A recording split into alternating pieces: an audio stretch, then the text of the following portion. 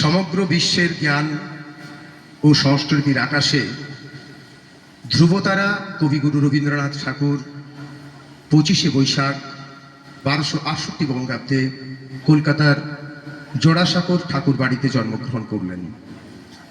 আজ এই সন্ধ্যায় তাই কবির প্রতি শ্রদ্ধা নিবেদনের উদ্দেশ্যে গঙ্গা জলে গঙ্গা পুজো করার লক্ষ্যে আজ তাঁরই লেখা কালজয়ী কবিতা 2 বিঘা জমি অবলম্বনে আমাদের আজকের কচি কাচাদের নিবেদন 2 বিঘা জমি ক্ষুদ্র নাটিকা শুরু হচ্ছে। আমাদের আজকের নিবেদন 2 বিঘা জমি।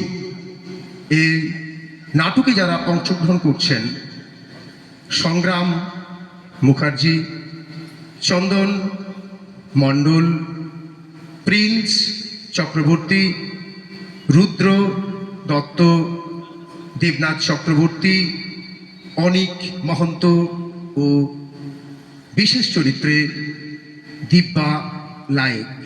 শুরু হচ্ছে আমাদের নিবেদন 2 বিঘা জমি।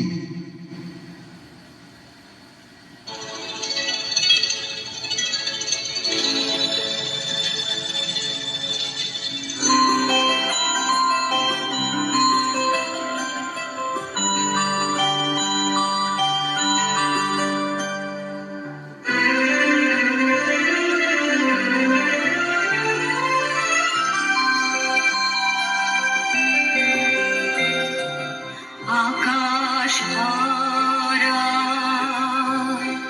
সূর্য তারা বিশ্ব ভরা প্রাণ তাহারি মাঝখানে আমি পেয়েছি মোর স্থান বিস্ময়ে তাই জাগে আমার গান আকাশ ভরা।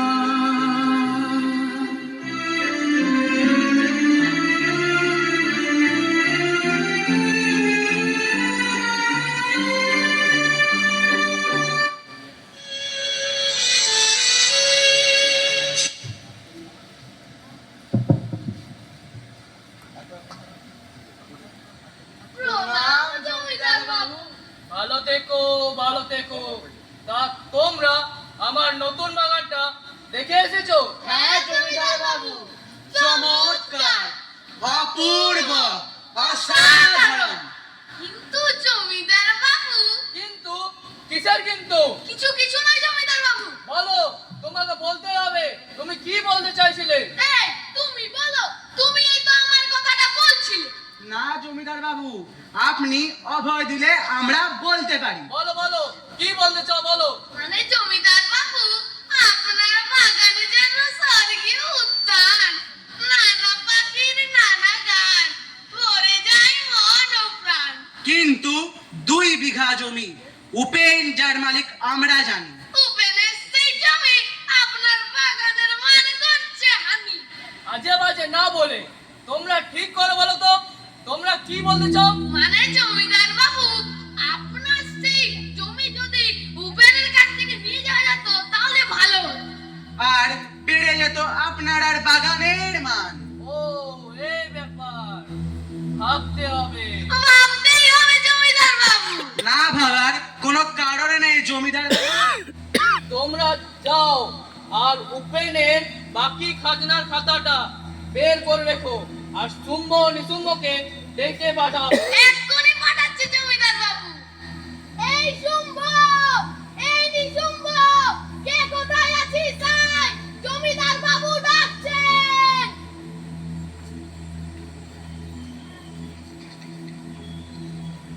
প্রণাম জমিদার বাবু, আপনি আমাদের কিছু বলছেন? হ্যাঁ বলছে, তোমরা যাও আর উপেন ম্যাডামকে আমার কাছে ধরে নিয়ে আসো। আজকে জমিদার বাবু, আমরা এক্ষুনি যাচ্ছি আর ওই রূপের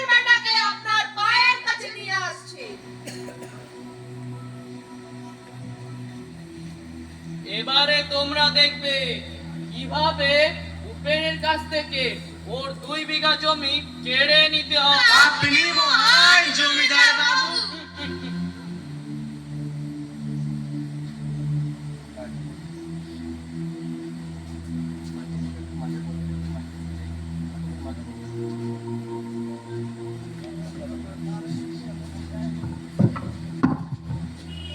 উপেন, এই উপেন, বলি বাড়িতে আছিস?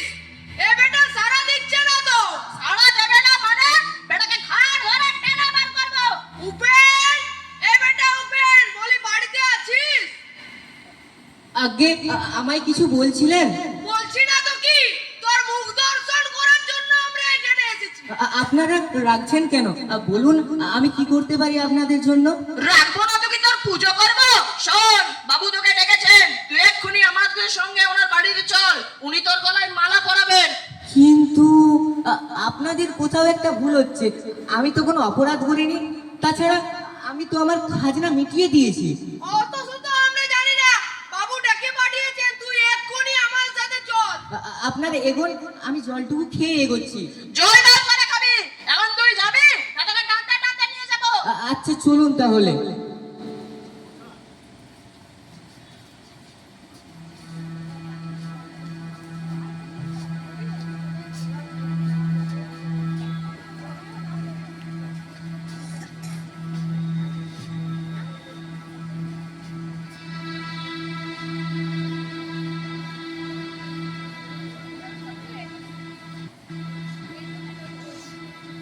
বাবু, আসতে পারি? কে? উপেন, এসো এসো। আরে আয় আয়, তুই হলি গিয়ে জমিদার বাবুর খাস প্রজা। তুই আসবি আমার এখানে অনুমতি নাকি? তোর দরকারে আছে জমিদার বাবু, আর আমাদের দরকারে তো তুই আছিস। বলুন, আমি কি করতে পারি আপনাদের জন্য? আরে পারিস পারিস, তুই অনেক কিছু করতে পারিস। আমায় আমায় কি করতে হবে? তোকে কি করতে হবে? কিচ্ছু না, শুধুমাত্র একটি ছোট্ট কাজ করতে হবে তোকে। ছোট্ট কাজ? হ্যাঁ হ্যাঁ, ছোট্ট কাজ। মানে তোর বাড়ির পাশেই যে জমিদার বাবু বাগানটা বানিয়েছে, ওটা একটু সুন্দর করে সাজাতে চান। আমায় আমায় বাগান সাজাতে হবে? হ্যাঁ বাবু, হ্যাঁ, আপনার বাগান আমি সুন্দর করে সাজিয়ে দেবো। না না, তোকে বাগান সাজাতে হবে না, তোকে তোর বাস্তুবিটা ছেড়ে না, চলে যেতে না, হবে। না বাবু, না, এই কাজ আমি কিছুতেই করতে পারবো না।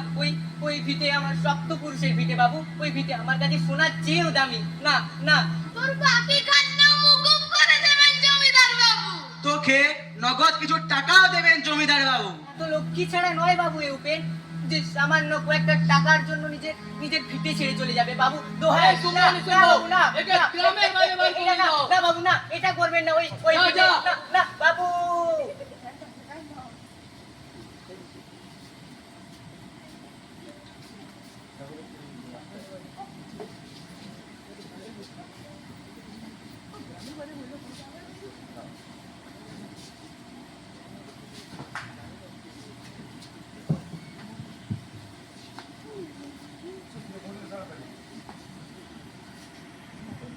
পনেরো বছর জমিদারের আত্মলিপ্সায়, মিথ্যা দেনার অজুহাতে ভিটে মাটি সর্বস্ব হারিয়ে বিভাগী উপেন ঘুরে বেরিয়েছে শহর থেকে গ্রামে, গ্রাম থেকে গ্রামান্তরে।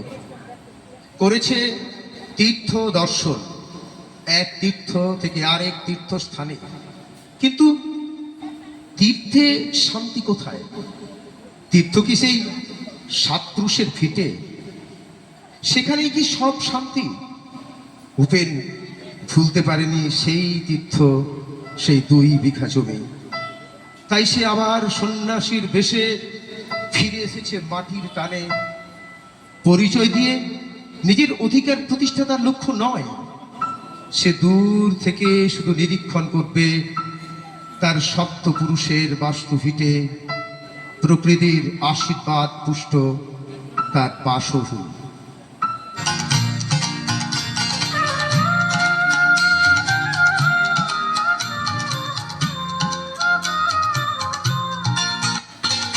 রাম ছাড়া তুই রাম আমার চির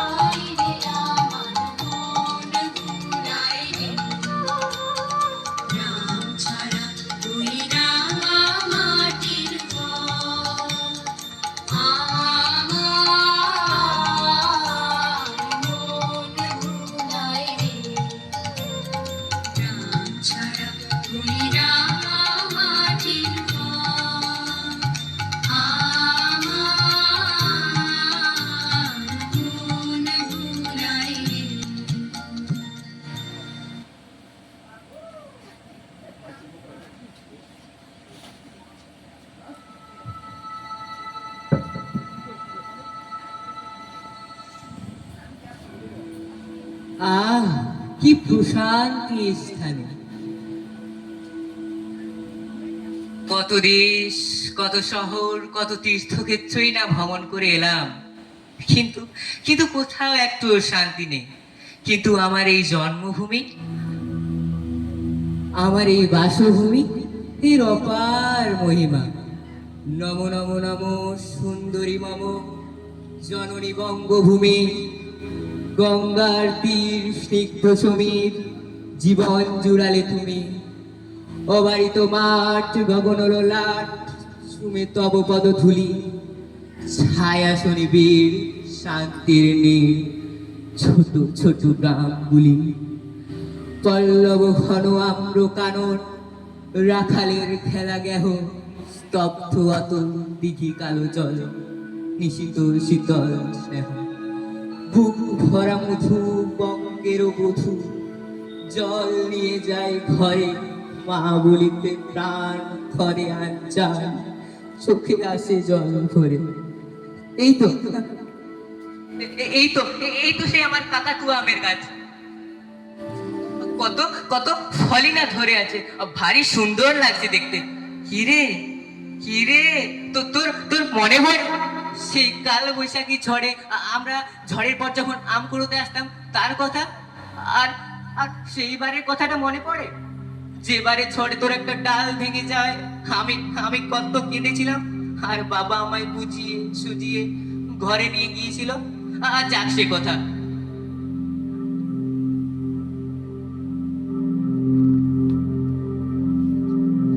পুরানো সেদিনের কথা ভুলবি কি রে, আয়ো সে চোখের দেখা, গানের কথা সে ভোলা যায়। পুরানো সেদিনের কথা ভুলবি কি রে, আয়ো সে চোখের দেখা, প্রাণের কথা সে কি ভোলা যায়। আচ্ছা যাক সে কথা। এতদিন পর এলাম, এখন তোর ওই স্নিগ্ধ শীতল চাই, একটু ঘুমিয়ে নেওয়া যায়, কি বল?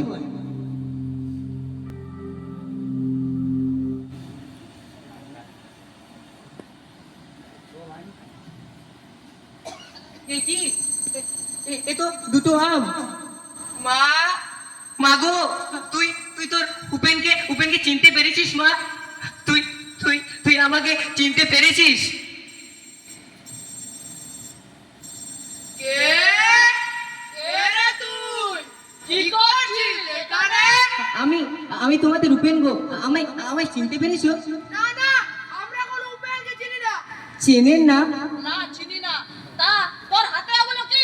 কিছু না কিছু না। কিছু না কিছু না, তোর হাতে দেখা যাচ্ছে দুটো আম আছে। হ্যাঁ হ্যাঁ, আম। এগুলো আমার মায়ের দেওয়া আশীর্বাদ গো। আশীর্বাদ? বেটা চোর, চুরি করে ওরা ভাষণ দিচ্ছে। না না না এই এই, একে জমিদার বাবুর কাছে নিয়ে চল। হ্যাঁ তাই চল। না না না না না। এত চিৎকার কিসে? বলি হলোটা কি? হ্যাঁ, এই সাধু বাবাজির আবির্ভাব হলো কোথা থেকে? তাই তো, এ জল জ্যান্ত সাধু বাবা। সাধু বাবা গেছে, এ বেটা সাধু চোর। চোর। না না বাবু, আমি চোর নয়। আমি চোর না। আমি আমি আপনার বাগানে ওই স্নিগ্ধ শীতল ছায়ে বসেছিলাম, হঠাৎ হঠাৎ দুটো আম আমার পায়ের কাছে এসে পড়লো, আর আর আর আমি সেগুলো আমার মায়ের দেওয়া আশীর্বাদ ভেবে মাথায় তুলে নিলাম। তাছাড়া বাবু, আপনি আপনি আমায় চিনতে পারলেন না? আমি একদা ওই 2 বিঘা জমির মালিক আমিই তো ছিলাম। আমি উপেন। এ বেটা বলে কি রে? হ্যাঁ, উপেন, এই 2 বিঘা জমির মালিক তুই? এ তো সাধু বাবার বেশে পাকা চোর বাবু। হ্যাঁ হ্যাঁ, এই বেটা পাকা চোর জমিদার বাবু। শুম্ভ নিশুম্ভ, একে গ্রামের বাইরে বার করিয়ে দাও। না বাবু না, আমায় তাড়িয়ে দিতে হবে না। আমি নিজে থেকেই চলে যাবো এই সমাজ ক্ষেত্র থেকে। তবে যাবার সময় একটা কথা বলে যেতে চাই। আমি তো নীরবে দিয়েছি আমার সব, 2টি ফল, তার করি অধিকার। এতটাই করো, আমি শুনে হাসি, আখি জলে ভাসি, এই ছিল মোর ঘটে।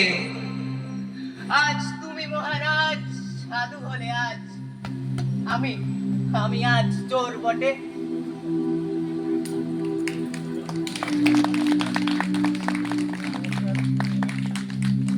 নমস্কার, আমাদের ক্ষুদ্র প্রচেষ্টা এখানেই শেষ হলো।